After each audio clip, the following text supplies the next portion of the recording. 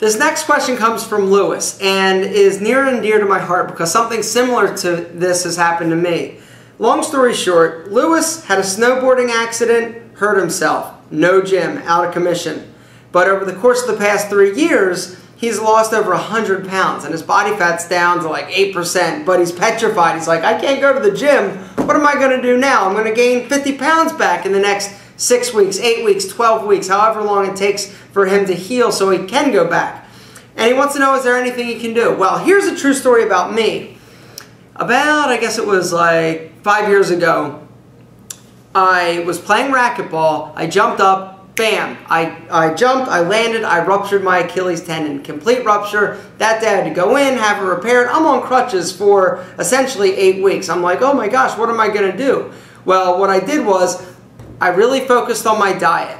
I basically focused on eating incredibly healthy and like almost obsessive and obsessively compulsive about really watching what goes in my body because I can't do the activity that I was used to doing. Now, I still went to the gym because I was on crutches. I just hopped over to places, set my crutches down, banged it out. What was harder than going to the gym was eating, because when you're on crutches, for those of you who know, you can't carry anything. So I'd hop into the kitchen, I'd get something out of the refrigerator, I'm like, I'm on one leg. So what did I do? I'd typically sit down right there at the refrigerator and eat.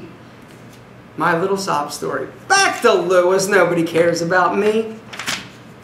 Talked to Lewis a little bit more and found out that it's his shoulder. So this is a little bit more problematic, because your shoulder, you use it basically doing everything. You're walking on a treadmill, running, that shoulder, even if you try to run and hop along, you can't do it. So, Lewis, here's what you need to do. You don't want to gain all your weight back? Focus on your diet.